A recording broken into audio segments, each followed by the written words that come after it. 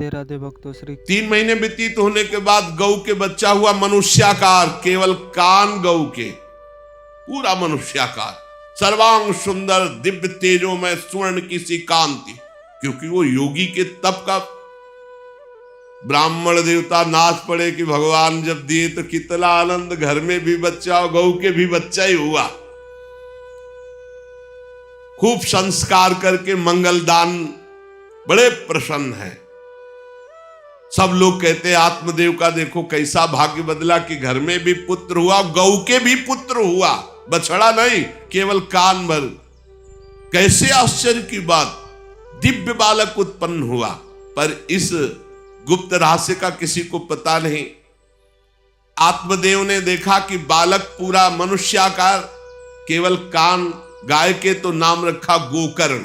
राधे राधे प्रिय भक्तजनों, आज महाराज जी अत्यंत मनमोहक प्रिय कथा सुना रहे हैं भक्त गोकर्ण जी का, तो इस कथा को अंत तक ध्यान पूर्वक सुनिएगा।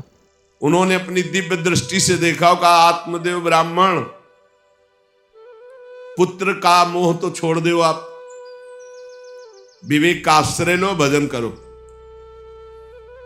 मैं तुम्हारी रेखा को देख रहा हूं, एक जन्म नहीं 7 जन्म तक कोई संतान है ही नहीं। देखो, संतान के पीछे मत पड़ो। राजा सगर, महाराज अंग, बड़े बड़े संतान में बहुत दुख भोगे हैं। अब तुम भजन करो, जंगल में निकल आए, भजन करो, संतान की आशा छोड़ो। ब्राह्मण ने कहा कि मुझे उपदेश नहीं, ये उपदेश नहीं, सब पढ़ा हूं, मुझे पुत्र चाहिए, पुत्र देव, नहीं मैं आपके सामने अभी प्राण त्यागता हूं, मुझे पुत्र चाहिए। ब्राह्मण का ऐसा आग्रह देख करके सन्यासी जी ने कहा कि देखो, विधाता के लेख को कोई मिटा नहीं सकता, चित्रकेतु का चरित्र पढ़ के देख लेना।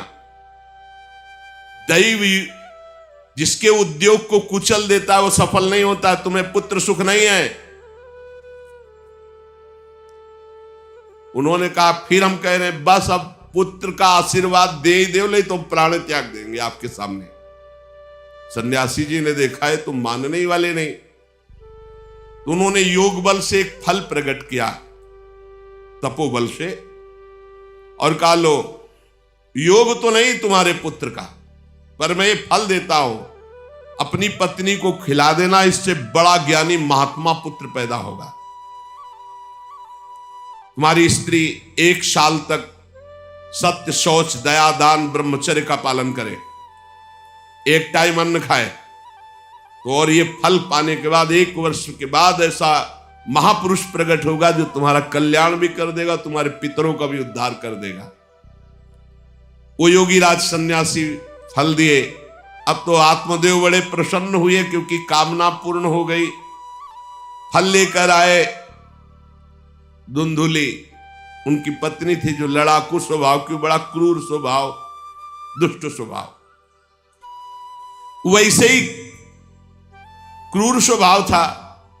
आके कहा हो भाग्य, एक सन्यासी मिले, वो फल दिए, और उन्होंने नियम बताया है कि 1 साल तक सत्य बोलोगी, पवित्र रहोगी, दूसरों को दान करोगी, एक समय तुम अन्न खाओगी, और बहुत शुद्ध स्वभाव वाला महात्मा बालक पैदा होगा, ये फल खा लो। तो उन्होंने कहा कि फल तुरंत थोड़ी खाया जाता, नहा धो के बड़े पवित्रता से खाया जाता, लाओ और जाओ, आप निश्चिंत रहो। बोलने अगर हमारे सामने पाल, तुम्हें विश्वास नहीं, वो डरते भी थे, घर के बाहर हो गए। अब वो कुटिल स्वभाव की थी, क्रूर स्वभाव की। उन्होंने अपनी बहन को बुलाया और रो रो के कहने लगी कि बहन मुझे बड़ी चिंता हो गई, समस्या आ गई। क्या? बोले पंडित जी जो ये फल लाए हैं, फल से गर्भ रह जाएगा। पहले तो नियम बता गए हैं कि 1 साल तक झूठ नहीं बोलना, पवित्र रहना है, और दूसरों को दान देना, एक समय अन्न खाना है। अब हम तो बड़ी भयभीत हैं कि जब पेट में गर्भ बढ़ेगा तो भोजन कम हो जाएगा, पेट बढ़ेगा तो भोजन कम हो जाएगा। ये तो मैंने कर नहीं सकती क्योंकि 3 बार तो हमको अच्छा भोजन चाहिए, पंडित जी का 1 बार खाना, ये तो हो नहीं सकता। अच्छा गर्भ बढ़ा, पेट बढ़ा, खाया पिया जाएगा नहीं, बहुत परेशानी उसमें लगेगी। और कहीं दैववश से अगर डाकू आ गए तो भाग भी नहीं पाऊंगी।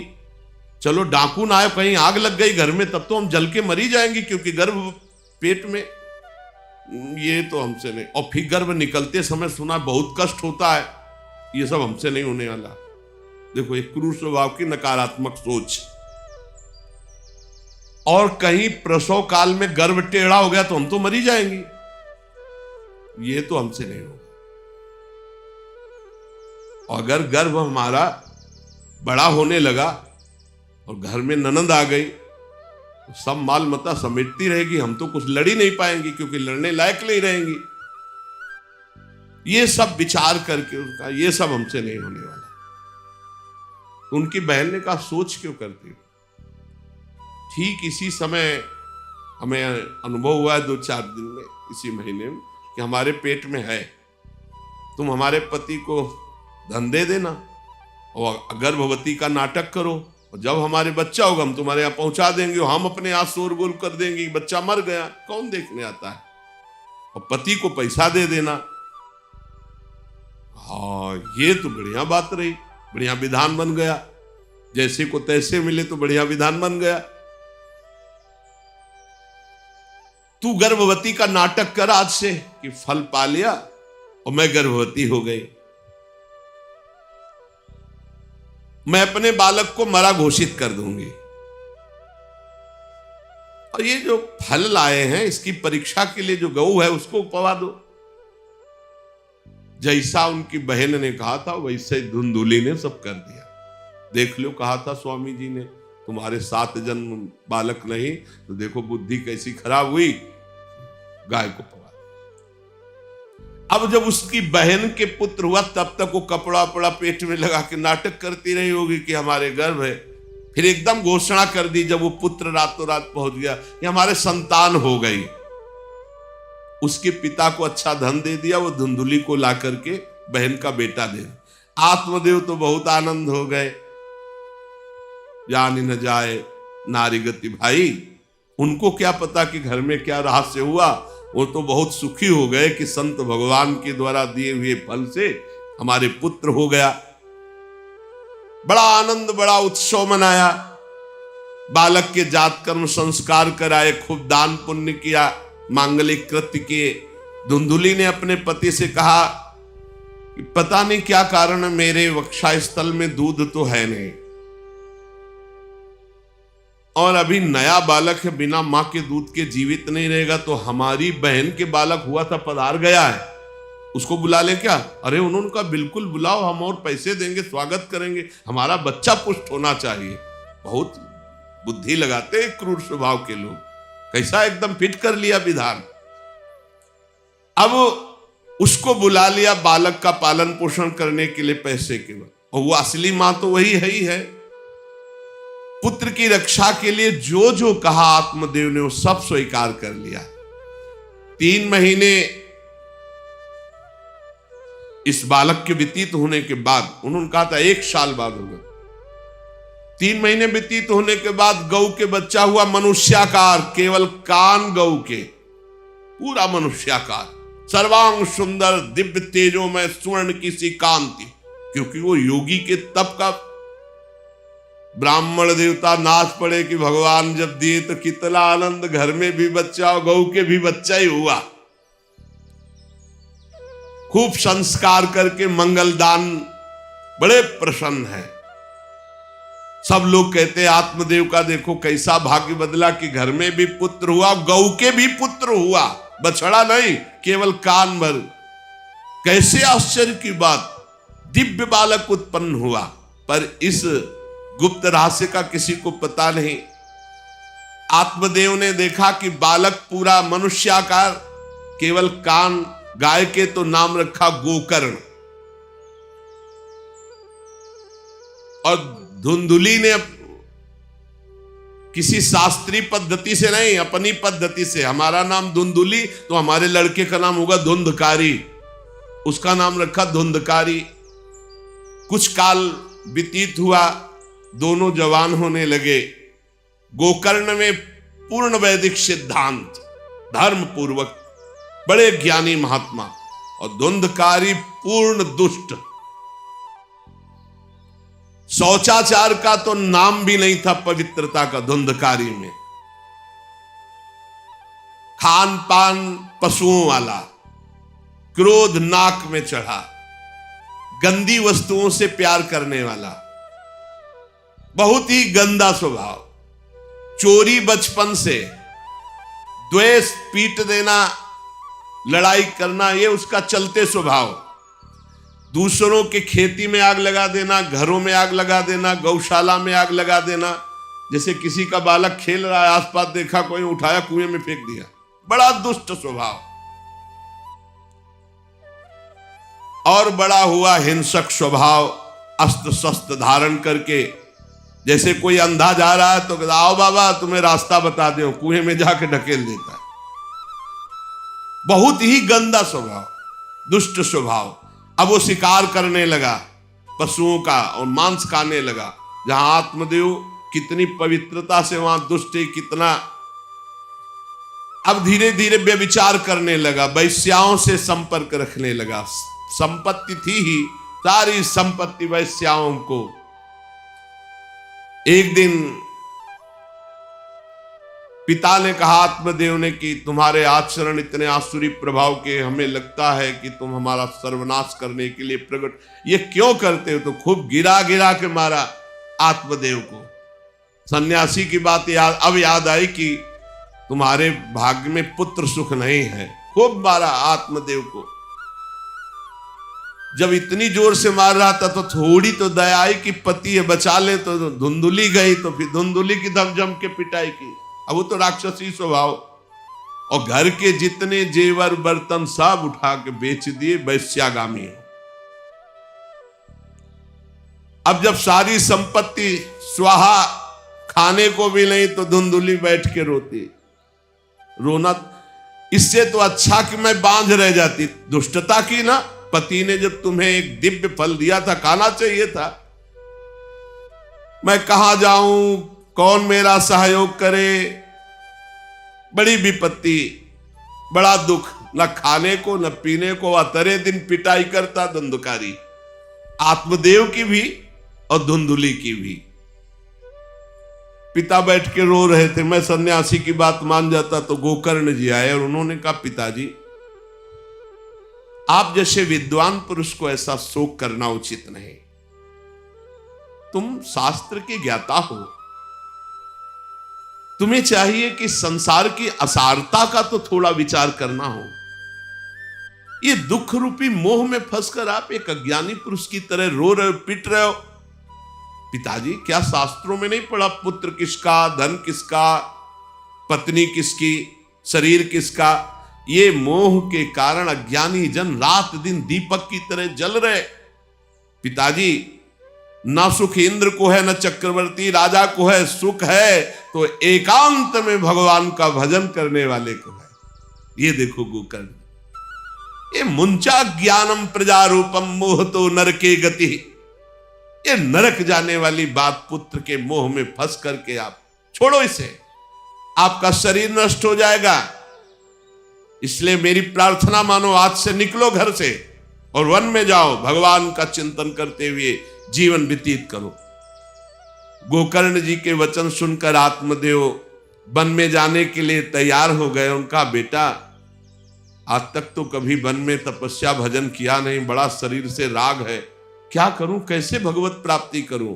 तो देहे स्थिमांसि रुधिरे भिमतिम त्यजत्वम जाया सुतादिषु सदा ममतां विमुंच पश्यानिशं जगदिदं क्षणभंगनिष्ठं वैराग्य राग रसिको भव भक्ति निष्ठा धर्मं भजस्व सततं त्यज लोक धर्मान् सेवस्व साधु पुरुषान् जहि काम तृष्णाम् अन्यस्य दोष गुण चिंतनमासु मुक्त्वा सेवा कथा रसमहो नितराम पिबत्वम संत समागम कभी व्यर्थ नहीं होता।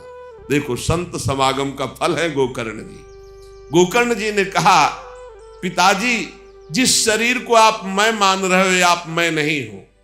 ये शरीर हड्डी मांस रुधिर का पिंड है, इसे आप मैं मानना छोड़ दें। आपकी स्त्री, आपका पुत्र, ये कभी आप मत माने। ये आपके नहीं थे, न पहले और न बाद में, बीच में भास रहे कि आपके हैं। ये संसार रात दिन नाश को प्राप्त हो रहा है, क्षण भंगुर है। किसी भी कोई वस्तु में ममता मत करो, यहां कुछ स्थायी नहीं है, सब नष्ट होने वाला है।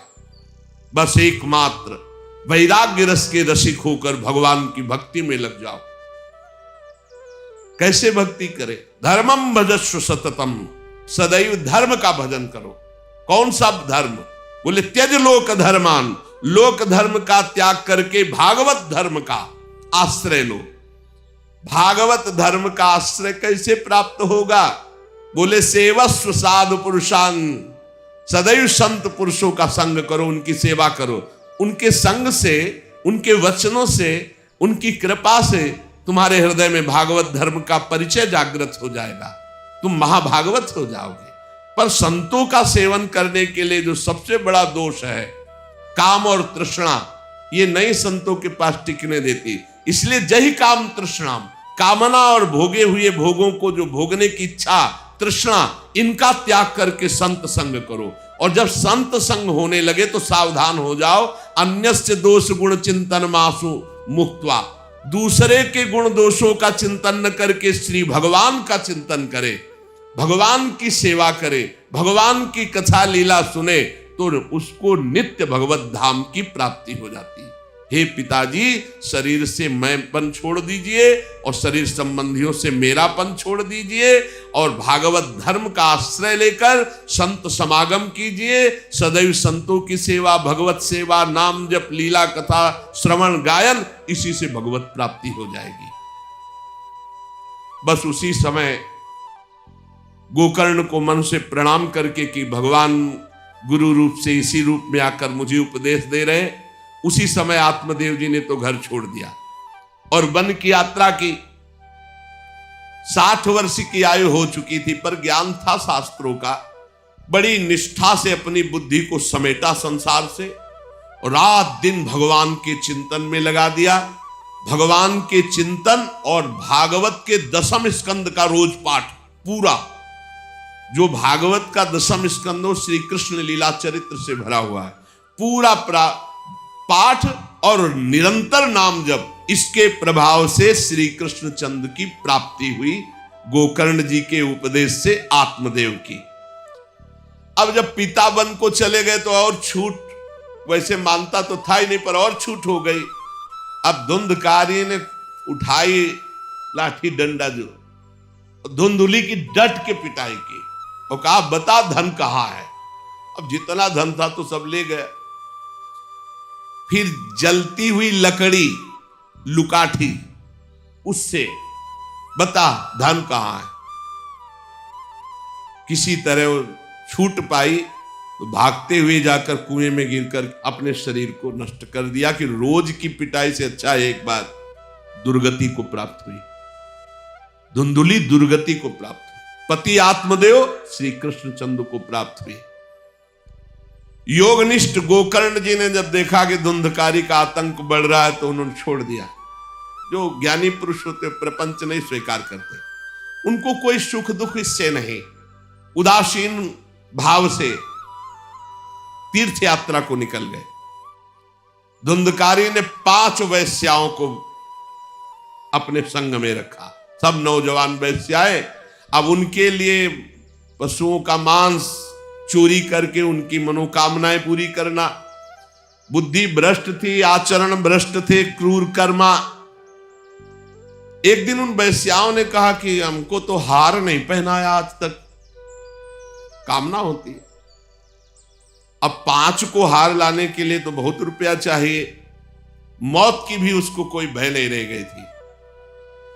वो जिसको देखता काट करके जो मिलता धन एकत्रित करके 5 के लिए सुंदर आभूषण हार। अब हिंसा में उतरा जो, तो उसके लिए क्या, स्त्रियों ने सोचा कि ये नित्य नवीन चोरी करता है, आज हमने हार के लिए कहा तो पांचों के लिए व्यवस्था कर दिया, पकड़ा जाएगा, जब ये पकड़ा जाएगा तो राजा इसे फांसी देंगे, तो हमको भी पांचों को फांसी मिलेगी, मरना तो है ही है ना इसे। पांचों ने विचार किया मरना तो है ही, राजा फांसी देगा तो हम ही फांसी दे देती है, तो कम से कम हम तो बच जाएंगी। बुरे कर्म का बुरा ही परिणाम होता है, कुछ भी कोई कर ले। धुंधुली कुएं में शरीर त्याग करके दुर्गति को प्राप्त हुई। ये जब जिन वैश्याओं के लिए प्राणों की बाजी लगा करके सब कुछ ला रहा है, जानते उनका प्लान क्या बना कि ये चोरी करता है, पकड़ा जाएगा, फांसी की सजा होगी, मारा ही जाएगा, और जब ये पकड़ा जाएगा तो हम भी पकड़ी जाएंगी, तो फांसी की सजा इसको होगी, तो वही हम दे देती हैं, तो हम तो बच जाएंगी और सारा धन लेके रात्रि में निकल लेंगी पांचों ने गुप्त रूप से ऐसा संकल्प बना लिया। धुंधकारी सो रहा था, पांचों गए, अब पांच हैं, हाथ पैर चार ही तो है, पैर दो और दो हाथ, चार उसमें लग गए और एक जो है रस्सी से पूरा चारपाई पे बांध दिया। और जब उसकी आंख खुली तो रस्सी गले में डाल करके फांसी लगा रही पड़े पर वो बहुत पापी आदमी, जल्दी मरने वाला तो था नहीं, खूब गला दबाया। अब बड़ी चिंता हुई वैश्याओं को कि अगर मरेगा नहीं तो हमें काट डालेगा ये। तो रसोई से जो कोयला जला हुआ आग था उसके मुंह में भर, बगार बगार के शमशी से, अरे पापी की बहुत दुर्गति होती, दहकते हुए अंगारे उसके मुंह में और खूब कस के गला दबा, छटपटा कर पीट पीट के मार डाला धुंधकारी को। और उसके शरीर को वहीं घर में एक गड्ढा बना के पांचों ने गाड़ दिया, और वो सारा माल मत्ता पैसा सब कुछ उनको पता था। स्त्रीणाम नैतु विश्वासम दुष्टानाम कारेत बुधा, विश्वासे यह स्थितो मूढ़ा स दुःखी परिभूयते। शास्त्र कहता है जो व्यभिचारिणी दुष्ट स्वभाव वाली, जो केवल अर्थ पर दृष्टि रख करके धर्म का त्याग करने वाली है, स्त्रीणाम नैतु विश्वासम दुष्टानाम कारेत बुधा, ऐसे दुष्ट आचरण, चाहे स्त्री चाहे पुरुष, ऐसे दुष्ट आचरण वाले को कभी विश्वास में नहीं, विश्वास पात्र नहीं बनाना चाहिए। और दूसरी बात करें, विश्वासे या स्थितो मूढ़ा सा दुखा परिभूयते, जो विश्वास करेगा अंत में मारा जाएगा, पर विश्वास पक्का हो जाएगा। क्यों? सुधामयम बचो, अमृतमय वचन, विश्वास हो जाए। सुधामयम बचो यासाम कामिनाम रसवर्धनम, हृदय में काम रसवर्धन, हृदयम क्षुरधाराभाम प्रिय को नाम योषिताम। बहुत सावधान। उन दुष्ट स्त्रियों ने बहुत तरह से मार मार करके धुंधकारी, मुंह में अंगारा, गले में रस्सी, मार डंडों से मार मार के मार डाला, बहुत बुरी तरह मारा धुंधकारी को।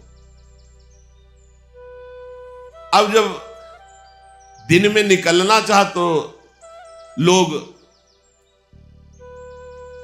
आज धुंधकारी नहीं देखा, बोले प्रीतम किसी कार्य से बाहर गए और असर लगाकर पांचों माल मत्ता लेके भाग गए। बहुत सावधान। संघृत्य वित्तम तायाता कुलटा बहु भर्तिका, धुंधकारी बभूवात महान प्रेतः कुकर्मतः। जो कई पुरुषों से सहवास करती हैं या कई स्त्रियों से जो सहवास करता है, ऐसा अपवित्र हो जाता है कि उसके छूने मात्र से पुण्य नष्ट हो जाते हैं। फिर ये तो उनके संग से ही रह रहा था, उसे वैश्या उसे ही कहते हैं। उन वैश्याओं के संग से सारे सुकृत नष्ट हो चुके थे, महान पाप का स्वरूप हो गया था और वो सब भाग चुकी थी। तो धुंधकारी को भयंकर प्रेत योनि की प्राप्ति हुई, प्रेत योनि, भयंकर प्रेत योनि। अब वो बवंडर रूप जो चक्रवात जैसे बौंडर देखते हो ना, वो रूप धारण करके 10 दिशाओं में भटकता, और प्रेत को स्वयं से पानी पीने के लिए कोई सुविधा नहीं। ऐसा नहीं नदी के किनारे रह रहा तो पानी पी लेगा, वो किसी को पकड़ेगा तब उसके द्वारा जो उसको पानी पिलाया जाएगा वो उसको मिलेगा। ऐसे पानी नहीं पी सकता, ना कुछ खा सकता है, ना कहीं विश्राम कर सकता है। वो बस हा दई चिल्लाता हुआ रोता हुआ भटकता है। प्रेत योनि बड़ी भयानक होती है। जब तीर्थ यात्रा करके गोकर्ण जी लौटे तो सुना कि धुंधकारी का लापता और मार डाला गया। तब उन्होंने फिर गए और वहां पिंडदान किया धुंधकारी के लिए भी। बड़े महात्मा थे गोकर्ण, श्राद्ध किया और काफी तीर्थों में मंत्रानुष्ठान किया कि इसका कल्याण हो जाए। ये सब करके लौट आए अपने पिता आत्मदेव के घर में। रात्रि में कोई देख ना पावे इसलिए सीधे अपने घर में गए और शयन किया।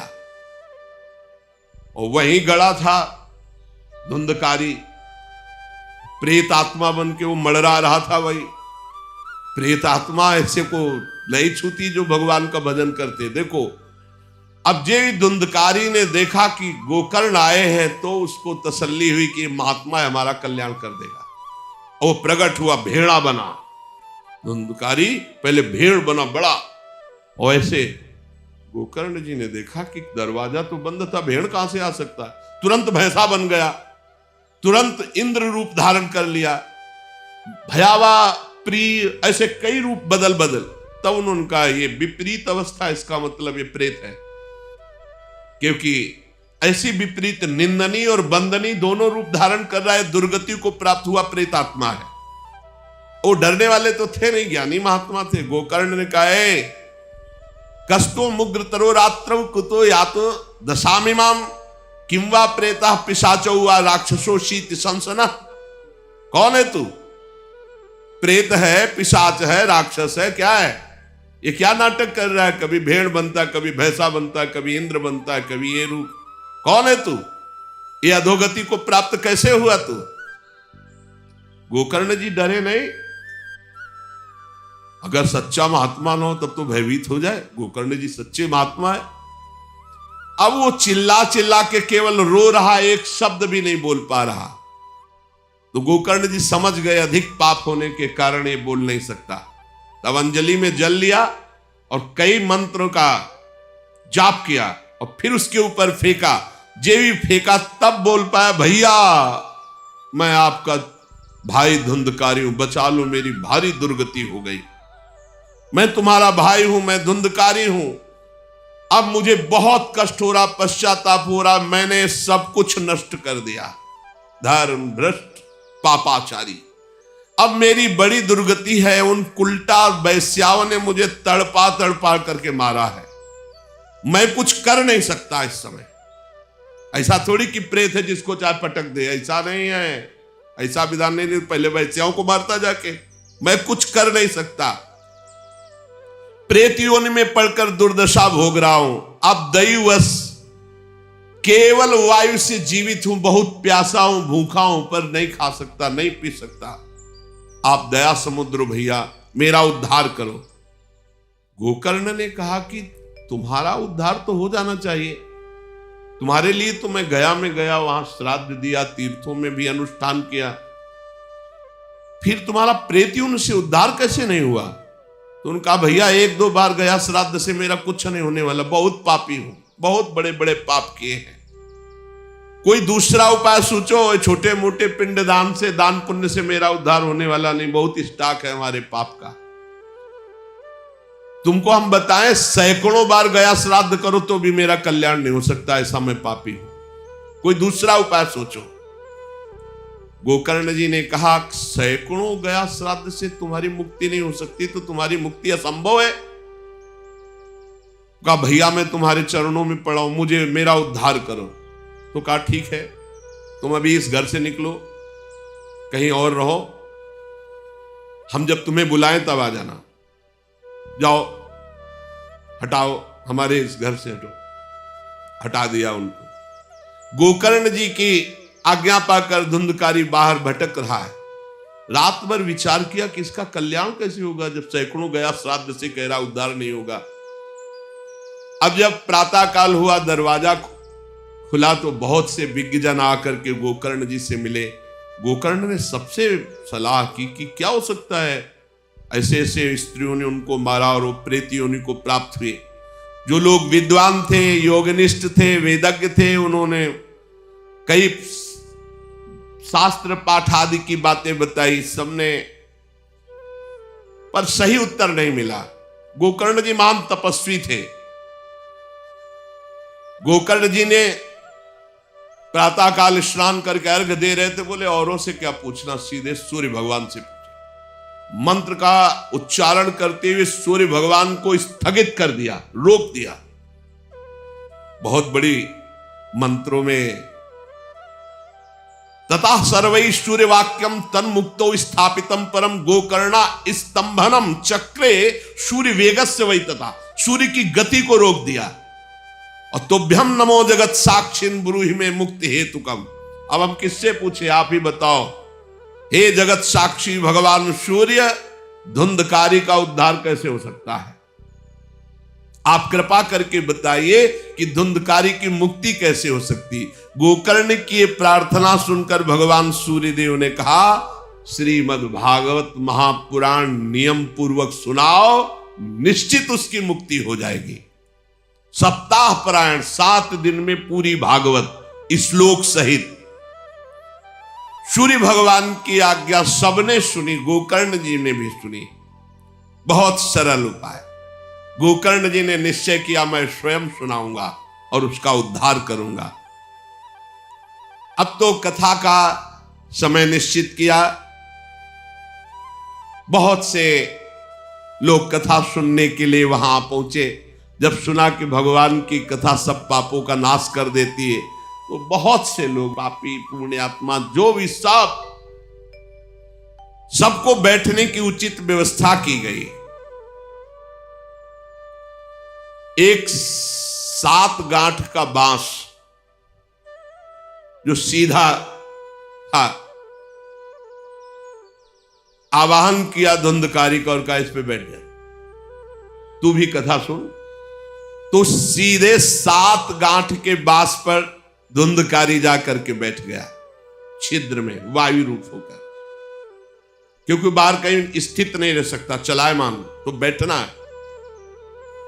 गोकर्ण जी ने एक वैष्णव को मुख्य श्रोता बनाया और प्रथम स्कंद से स्पष्ट स्वर में कथा सुनानी प्रारंभ की, श्लोक और अर्थ। सायंकाल को विश्राम दिया तो एक बड़ी विचित्र बात हुई। सभासदों के देखते देखते एक बांस में तड़ तड़ की आवाज हुई, एक गांठ फट गई। दूसरे दिन कथा हुई, दूसरी गांठ, तीसरे दिन तीसरी गांठ। 7 दिनों में 7 गांठें फाड़ करके धुंधकारी परम पवित्र दिव्य रूप, भगवत पार्षद रूप धारण करके प्रकट हो गया। धुंधकारी का श्याम वर्ण पीतांबर धारण के, तुलसी की माला, सिर पर मनोहर मुकुट, कानों में कमनी कुंडल, सामने आकर गोकर्ण को प्रणाम किया और कहा, भाई अब मैं भगवत पार्षद बन गया, प्रेत योनि से मुक्त। 7 दिन में भयंकर पापात्मा धुंधकारी श्री भगवान की चर्चा सुनने के कारण भगवत स्वरूप हो गया। ओहो, कितना प्रेत पीड़ा मैं सह रहा था, एकमात्र श्री कृष्णचंद्र जी की लीला कथा सुनने मात्र से मैं भगवत स्वरूप हो गया हूं। भैया, मैं कैसे आपका उपकार, मैं निंदनीय से निंदनीय पाप कर्म करने वाला कैसा उज्जवल स्वरूप प्राप्त कर लिया। भला मोह पूर्वक लालन पालन करने वाले शरीर को जो हष्ट पुष्ट करते हैं, उन्होंने भगवान का नाम जप नहीं किया, चर्चा नहीं सुनी, तो जीवन किस काम का? इसके पोषण के लिए पाप कर्म कर रहे हो और वृद्धावस्था आने वाली परिणाम में दुख, रोगों का दुख, भोगों की कामना का दुख, क्या क्या दुख, इसकी क्या गति होगी? गाड़ दिया जाएगा या जला दिया जाएगा। ऐसे मनुष्य शरीर को प्राप्त करके भगवत प्राप्ति नहीं की तो जीवन व्यर्थ चला गया।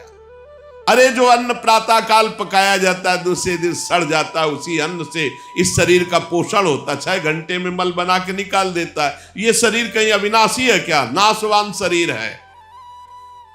जो लोग भगवान की कथा से वंचित है, भगवान का नाम जप नहीं करते, वो बुदबुदे जीवों में मच्छरों के समान जीवन उनका है। जन्मे मरे किस काम के? भला देखो, जिस बांस में मैं बैठा था तो बांस की गांठ फट गई, क्या भगवान की कथा सुनने पर चित्त की गांठ नहीं नष्ट हो जाएगी? जड़ चेतन की ग्रंथ। इसलिए धन्य है वो जो भगवान की कथा सुनने में अपना समय व्यतीत करते हैं। धुंधकारी ऐसी बातें कह रहा था, सबने देखा जय घोष करते हुए नमो नमः नमो नमः, और एक दिव्य विमान आया। भगवान वैकुंठ नाथ के पार्षद मंडलाकार तेजों में विमान, और सबके देखते देखते कहा धुंधकारी आओ, और वो दिव्य पार्षद रूप विमान पे चढ़ा। जब विमान पे चढ़ के जाने लगा तो गोकर्ण जी ने रोक दिया, रुको, ये क्या? कथा तो शास्त्रों लोगों ने सुनी, तो आपको शास्त्रों विमान लाना चाहिए और सबको बैठाल कर ले जाना चाहिए, क्योंकि हमारे सुनाने में कोई भेद नहीं था और ये सुन भी सब ध्यान से रहे थे। तो भगवत पार्षदों ने कहा आपके सुनाने में कोई भेद नहीं था, पर सुनने में भेद हो गया है, श्रवण भेद हो गया। ये उपवास करके बिना कुछ खाए पिए रात दिन कथा का ही चिंतन करता रहा, मनन करता रहा, इसके कारण इनको भगवत पार्षद रूप मिला जा रहे। और ये कथा सुना भर है, मनन नहीं किया, मनन विषयों का हुआ, इसलिए विमान पे नहीं। ये निराहार रहकर 7 दिन में चर्चा सुनता और रात भर उसी का चिंतन करता, उसके प्रभाव से परम पद का अधिकारी हुआ। इसलिए जो मननहीन है, जिनको गुरुवचनों पर विश्वास नहीं है, जो कथा में चित्त की एकाग्रता नहीं है, वो फल भेद हो गया। वो भगवान के दिव्य धाम में एक बार में नहीं जा सकते। गोकर्ण जी आपको तो लेने के लिए स्वयं गोलोक बिहारी आएंगे, यूं कह करके विमान अंतर्ध्यान हो गया, अर्थात चले गए। गोकर्ण जी ने समस्त श्रोताओं से कहा बिना तुम्हें विमान में बैठा ले मुझे चैन नहीं। सावन के महीना में हम फिर अनुष्ठान करेंगे, सब लोग कथा सुनो और सच्चे नियम से रहो, उसका मनन करो। ऐसा ही किया, सब लोग उपवास करके अल्पाहार करके कथा सुने, और जे ही 7 दिन में कथा की समाप्ति हुई तो भगवान के बहुत से पार्षद विमान लेकर आए, और जितने कथा सुनने वाले थे सबको परम धाम ले गए। और भगवान ने गोकर्ण जी को स्वयं गोलोक बिहारी हृदय से लगाया। जे भी हृदय से लगाया तो गोकर्ण भगवत स्वरूप हो गए। वही किरीट श्यामवर्ण पीतांबर धारण किए हुए, कुंडल आदि से विभूषित। यहां तक कहते हैं कि उस कथा में सुनने में जो कुत्ते भी बैठे थे, वो भी गोकर्ण जी की दृष्टि पड़ने पर विमान पर बैठकर भगवत धाम को गए। भक्तवत्सल भगवान श्री कृष्ण इतने गोकर्ण जी पर प्रसन्न हुए कि तुमने सबको कथा सुनाकर मंगल अनुष्ठान। इसलिए गोकर्ण जी जिस जिसको चाहा, मालूम कथा सुनकर कुत्ता मनन तो नहीं कर सकता, लेकिन गोकर्ण जी ने मनन किया कि ये कुत्ता भी कथा में बैठा था, इसका भी भगवत उद्धार हो जाए। ये आप इसीलिए आसपास जो ये जीव जंतु सब भगवत स्वरूप हो जाते हैं। बड़े बड़े सिद्धों को जो गति नहीं मिलती, भगवान की लीला कथा सुनने से, गोकर्ण जी के प्रभाव से धुंधकारी सहित समस्त श्रोताओं को भगवत धाम की प्राप्ति हुई। शेष चर्चा आगे। श्री राधा वल्लभ लाल की जय। तो राधे राधे भक्तों, महाराज जी ने इस कथा के माध्यम से कितनी बड़ी सत्यता समझाई है।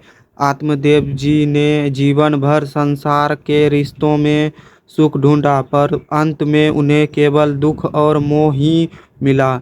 लेकिन जब उन्होंने गोकर्ण जी के उपदेश को मानकर भगवान की शरण ली, तब उन्हें असली शांति प्राप्त हुई। महाराज जी अक्सर कहते हैं कि यह शरीर तो नश्वर है, पर आपकी भक्ति अमर है। जैसे गोकर्ण जी ने अपने पिता को समझाया कि देह के मोह को छोड़कर देव की ओर बढ़ो, वैसे ही हमें भी अपने व्यस्त जीवन में से कुछ पल निकालकर उस परमात्मा का ध्यान करना चाहिए। अगर आपको भी महाराज जी की यह बातें प्रेरणा देती है, तो अपने हृदय के भाव को कमेंट में राधे राधे लिखकर जरूर व्यक्त करें।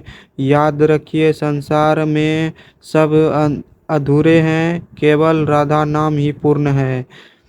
ऐसे ही और दिव्य सत्संग के लिए हमसे जुड़े रहें। राधा भक्त वल्लभ श्री हरिवंश। जय श्री राधे, जय श्री कृष्णा।